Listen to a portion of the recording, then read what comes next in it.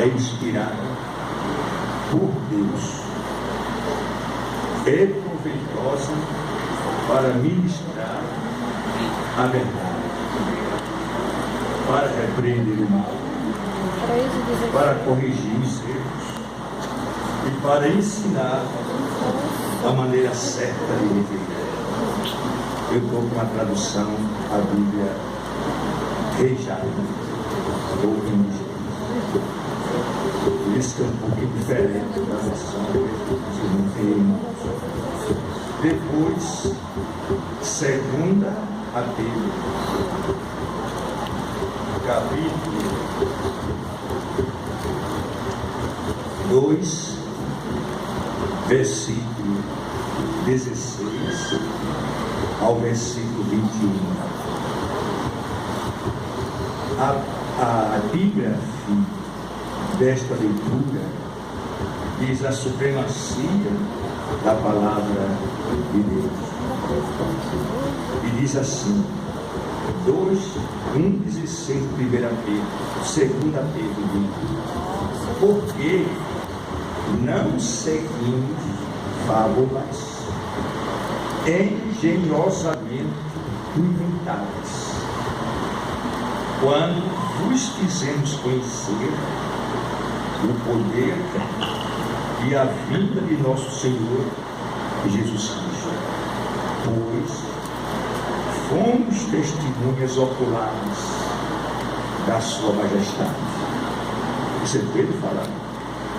Ele, Jesus, recebeu honra e glória da parte de Deus, quando da suprema glória lhe foi dirigida a voz que declarou: este é o meu filho amado, em quem regozijo.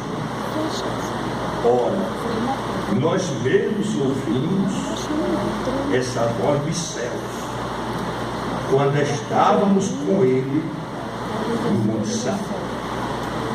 Sendo assim, vemos ainda mais concreta a palavra dos profetas, e fazeis muito bem em prestar atenção a ela, como a uma candeia que brilha nas trevas, até que o dia se ilumine e a estrela da alva nasce em vossos corações.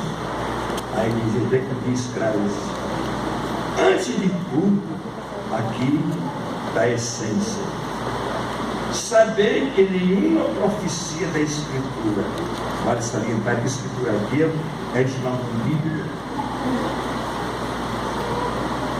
provém de interpretação pessoal, porquanto jamais a profecia teve origem na vontade humana, mas homens santos falaram da parte de Deus, orientados pelo Espírito Santo. Amados, sendo uma rápida pincelada, essa leitura ela é riquíssima, não é só rica, ela é riquíssima em conteúdo sobre a Bíblia. E no relato, em versos e prosas, já falado aqui esta noite sobre a Bíblia, nós vimos que suas origens, embora feita por homens, escrita por homens, ela é divina. Ela, podemos dizer assim, inicialmente, a Bíblia é história. E como história, é o livro mais antigo do mundo.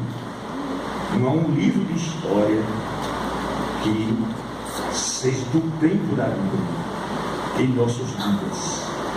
Talvez se a biblioteca de Alexandria não tivesse sido destruída,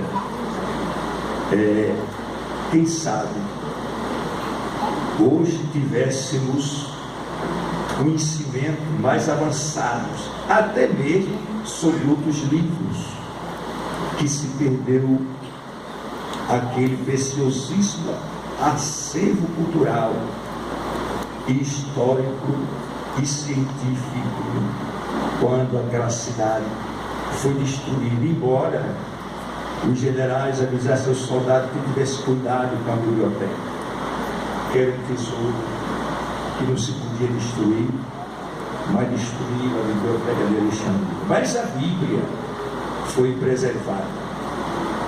Naquela biblioteca tinha a chamada versão de 70. Era uma tradução do hebraico para o grego. A Bíblia ela foi escrita em hebraico, em aramaico e em grego. Tanto o Antigo Testamento tem quase que totalmente escrita em hebraico e algumas porções em aramaico. E o Novo Testamento, inclusive os Evangelhos, tem porções em aramaico e em grego, o chamado grego koiné, que era uma linguagem da época, como hoje é o inglês. Todo mundo quer falar o inglês do nosso tempo. Naquele tempo, era o grego koiné, que era a língua comercial do mundo de então. E os escritores bíblicos foram felicíssimos quando Ptolomeu viu sua biblioteca. Ele ficou pasmado porque lhe faltava ali um livro, que era o Antigo Testamento hebraico, que precisava ter sua tradução feita para o grego, a língua falada pelo povo. Isso em Alexandria, no Egito. Alexandria não tinha só o farol, o seu farol, que ficou conhecido no mundo inteiro como a sétima maravilha do mundo. Tinha também, melhor do que o farol, a biblioteca, a riquíssima e preciosa biblioteca que foi destruída numa invasão militar. E Moisés foi o primeiro homem que começou a escrever o seu relato quando ainda estava fugitivo em Midian, uma comunidade que vivia no deserto, próximo ao Monte Sinai, um monte sagrado já naqueles tempos, e continua sendo até hoje. Para vocês não terem uma ideia, existem alguns ventos que só existem no mundo ali, numa posição muito alta, e eles não descem. Teve um deles que uma única vez, os egípcios, hoje diz isso, Deus autorizou que eles viessem para a terra e destruiu uma tropa de elite do exército egípcio, como eles contam hoje, e se recolheu para nunca mais aparecer ou atormentar os homens aqui na terra. Mas Moisés contou pelo testemunho que recebeu a sua vida, que recebeu os ensinamentos de sua mãe e de seu pai, e começou a narrar. E Deus o preparou naquela corte, pois, segundo o testemunho do diácono Estevão, eles foram o homem instruído em todas as ciências dos egípcios. Ele era hábil nas letras, ele era hábil também na matemática, na física e também nas chamadas ciências herméticas fechadas dos egípcios. Ele também aprendeu. Mas quando ele conheceu a Deus, o conhecimento que ele tinha, ele dedicou à palavra. E nas horas a sós com Deus, já depois que tirou o povo do Egito, ele teve grandes momentos de meditação. E ali Deus mostrou a ele como foi a criação do mundo, o que deu origem ao livro do Gênesis, o Bereshit bara Elohim, conforme está escrito lá no primeiro capítulo e no primeiro versículo da Bíblia. Depois ele saiu narrando coisas diretamente com inspiração direta de Deus, ou seja, Deus disse a ele como foi formado o homem, e muitas coisas ele escreveu de próprio punho, e outras coisas ele escreveu por relato daqueles que passaram na tradição oral de um para outro. E assim a Bíblia começou a ser formada aí pelos meados do 15º século antes de Cristo, numa época que as nações do mundo tinham completamente virado as costas para Deus. É claro que ele se utilizou de palavras conhecidas e até de nomes.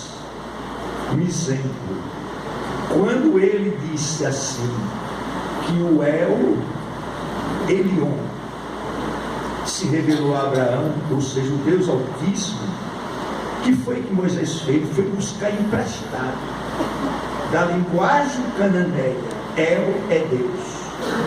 El é Deus. El era aplicado tanto ao Deus verdadeiro como a qualquer divindade pagã. Era El, Deus. E Elion, que também era um termo, mas Deus é só alto. Deus é só muito alto. Deus é altíssimo. Deixa a gente ver essas pinceladas, a riqueza que é a Bíblia em si. Depois, Deus disse assim: olha, Moisés, escreve no livro. Lá em 16, ele escreve no livro. Teve coisa que ele disse: escreve. Teve parte bíblica que Deus mandou escrever. Ele escreveu com o seu próprio dedo em pedra. Mesmo quando Moisés quebrou as pedras, Deus disse: agora você vai esculpir outras pedras. Agora é escrita, deixa comigo. Então Moisés teve o trabalho de esculpir 2 outras pedras.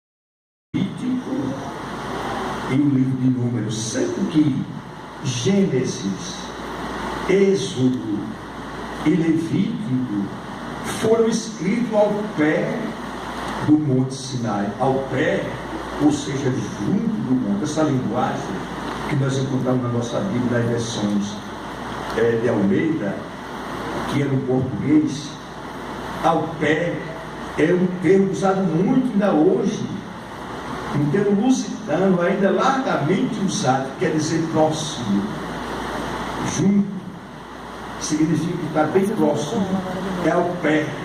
Ele lá tem um uso gerúndio. Nós vemos algumas passagens, por exemplo, do Novo Testamento, que não temos o gerúndio.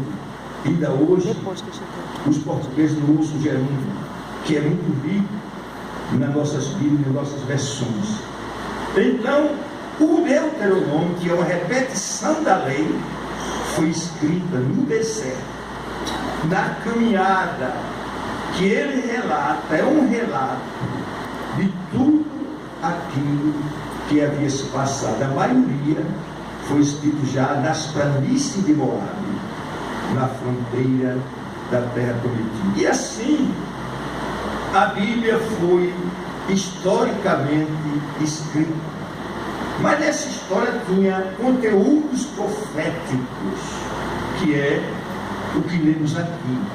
Ela é história e ela é profecia.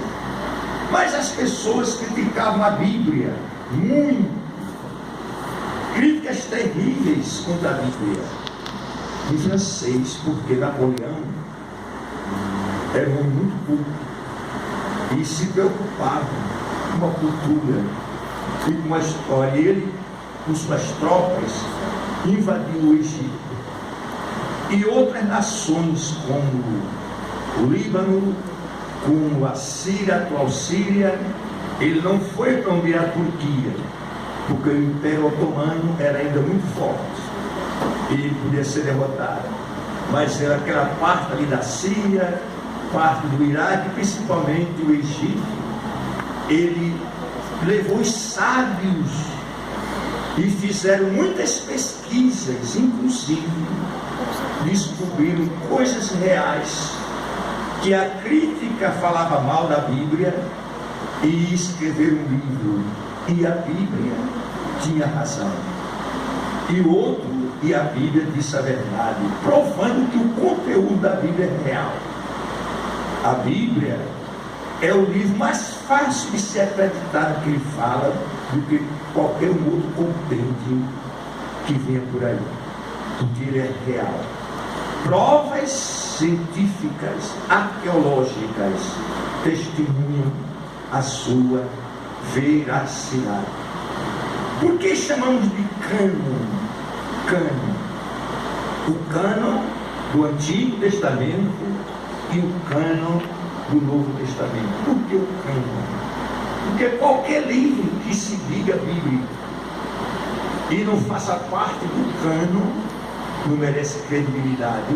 Um exemplo, alguns deles são riquíssimos, no primeiro e segundo de Macabeuses, que na Bíblia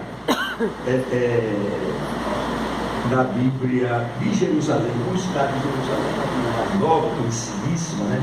A Bíblia de Jerusalém traz esses livros, Judite, capítulo 13 e 14 de Daniel, são histórias escritas que não foi inspirado diretamente por Deus, e foi escrito no chamado período intertestamentário, também chamado de período interbíblico, ou seja, aquele ato de 4 séculos, o final da profecia inspirada no Antigo Testamento, até o aparecimento de João o Batista no deserto da Judéia, pregando e dizendo: arrependei-vos e crede no Evangelho.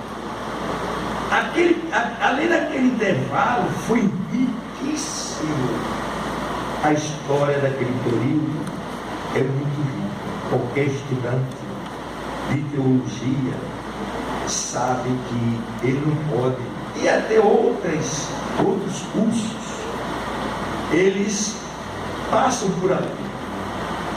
Qualquer instituto bíblico que se preze ensina seus alunos sobre o que foi o período intertestamentário e o que surgiu. Então ali surgiu alguns livros, alguns desses pregadores, como Tiago e Judas. Aliás, Judas, imagine que o Judas também era irmão de Jesus, a semelhança de Tiago, aquele Tiago da carne, irmão do Senhor, e Judas também era irmão do Senhor, irmão de Tiago.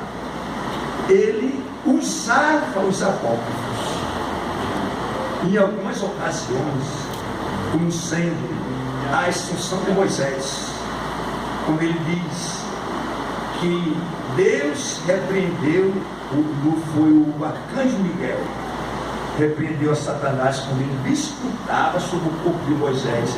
Não usou o juiz de maldição, mas disse: o Senhor te repreenda, ó Satanás. O Senhor que edificou Jerusalém te repreenda. E ele lançou mão de uma parte de um livro apócrifo, mas que não era canônico. Não estou entendendo. Não quer dizer que os apócrifos não prestam, mas não era canônico, ou seja, não era expressões inspiradas, porque no texto que eu li diz que, antes de tudo, saibam que nenhuma profecia da Escritura provém de interpretação pessoal ou de vontade pessoal. Eu quis profetizar, eu quis dizer que é assim, e disse, mas não é isso. É Deus que deu a palavra, e o homem de Deus escreveu. Nem todos os profetas escreveram. Tem profetas e escritores. Digamos, Elias não escreveu nada, Aías não escreveu nada. Foram muitos que escreveram, e não escreveu nada. Mas teve aqueles profetas que escreveram, inclusive aqueles que eles profetizaram, e escreveram o que outros profetizaram. Reis escreveram também isso que formou o canon. Então essa parte do Antigo e a parte do Novo agora foi grandes debates. Não foi fácil a escolha. Digamos, Paulo escreveu 4 cartas aos Coríntios e 2 aos Colossenses, e uma a Laodiceia. Quando ele escreveu ao Colossenses, ele disse assim: essa carta lede aos Laodicenses, e a carta dos Laodicenses lede entre vós. Sabe o que foi que houve? A carta de Laodiceia não entrou no cânon do Novo Testamento, e foi escrita por Paulo, que é mencionada ali, e tem texto falando dela, mas ela não aparece, ela desapareceu. Depois dos apóstolos houve também muitas cartas, mas não foram cartas canonizadas, não entraram no cânon do Novo Testamento. Então o que temos hoje não podemos acrescentar, nem podemos diminuir, porque foi aquilo que o Espírito Santo quis que ficasse para a igreja. E se existem dificuldades, estude, porque a Bíblia também é uma ciência, ela é inspirada por Deus. Para você dar um testemunho, você tem o seu conhecimento da Bíblia, mas dentro daquele seu conhecimento, Deus vai lhe usar. Uma coisa é eu falar a palavra de Deus, isso é uma coisa. Eu posso falar a palavra de Deus sem nenhum toque do Espírito Santo, embora Paulo não via bem assim. Paulo dizia assim: ninguém que tem o Espírito Santo de Jesus é anátema, e ninguém pode dizer que Cristo é Senhor se não for pelo Espírito Santo. Então, quando alguém dá um testemunho de Deus, seja ele crente ou não, ele fez tocado pelo Espírito de Deus. De outra sorte, ele não falava. Uma irmã encontrou-se com um irmão, eu não sei mais, me lembro bem agora, um ser que dizia que era o seu pai. Na realidade era um espírito de demônios. Aí ela lembrou-se: se eu fornecer ele mesmo, pensa meu pai. Aí aquele ser disse assim: estás abençoado. Mas não disse Deus te abençoe. O pai dela dizia Deus te abençoe. Como o demônio me fala no nome de Deus, aí não disse Deus te abençoe. Ela disse: então eu já sei, você não é meu pai, você é um mentiroso. Descartou, porque tem coisa assim.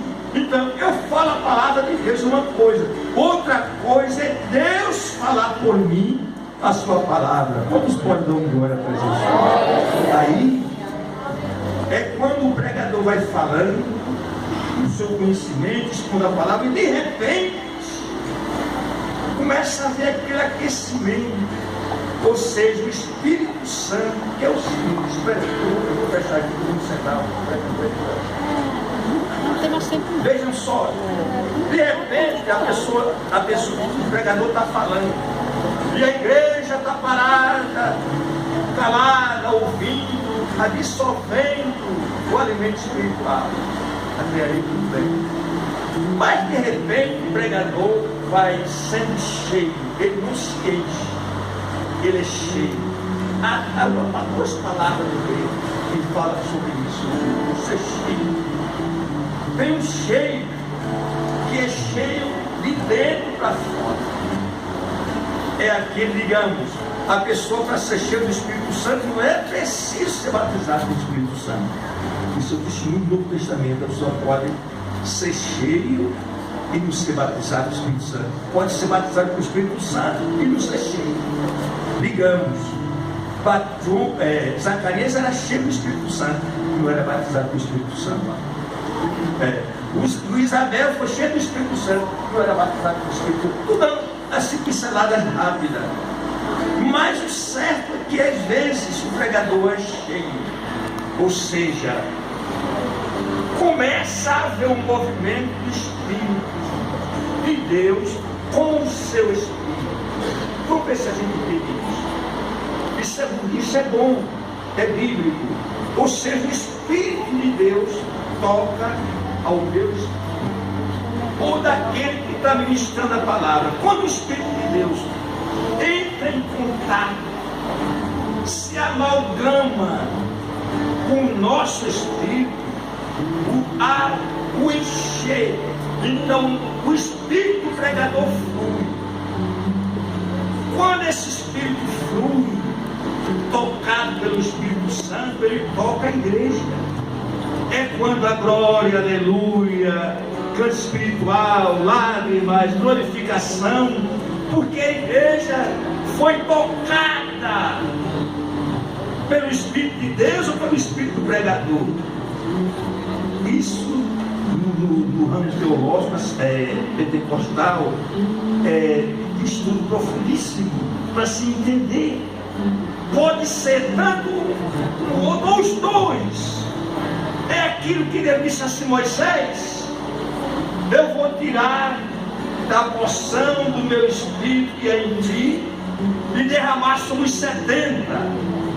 Ou seja, uma porção, porque a palavra que Deus dá ao pregador, e quando ele inspira, ele dá a graça, essa palavra flui e as pessoas passam a entender plenamente como é aquilo.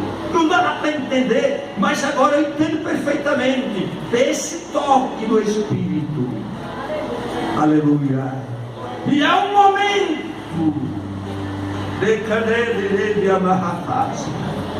que, digamos, eu posso dizer que Jesus salva.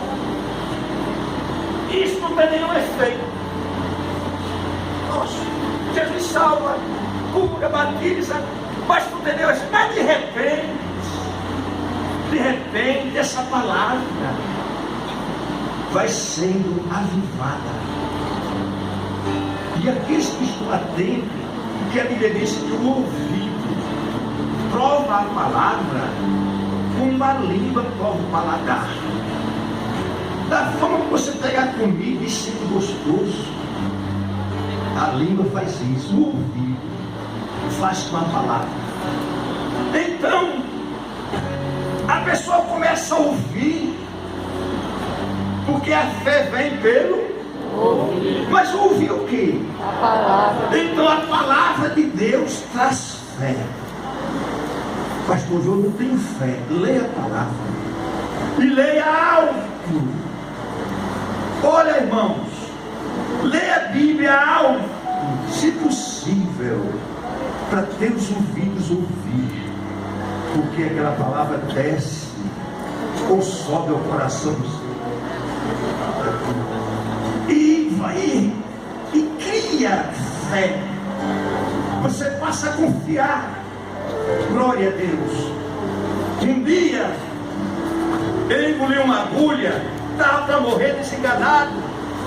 Naquele tempo, com as tecnologias de hoje, morria mesmo. Tanta assediadura. E minha mãe teve fé que eu ia viver. Eu não tinha fé, mas ela tinha. Porque Deus hoje pela fé do pregador, do pastor, de um irmão ou um irmão, ou pela tua própria fé. Mas você está sem fé. Mas Deus deu fé no pastor. E essa fé, Deus vai operar. E vai através da fé dele ouvir a tua necessidade. Você pode glorificar a Deus. E você é restaurado. Recebe a porção. Então na igreja, por que eu digo assim, irmão, ore por mim? Mas hoje por isso vão pedir oração pelos outros. Tem uma irmã, ela não está aqui hoje. Dificilmente uma hora, um culto, ela não pede oração por alguém. Ela senta aqui nesse conjunto lá, tá? Por isso é uma pessoa que gosta de pedir por alguém. Mas sabe que isso é bom? Porque ela está repartindo conhecimento com a igreja. E na igreja, alguém diz assim: se a igreja orar errado, diga assim comigo: se a igreja orar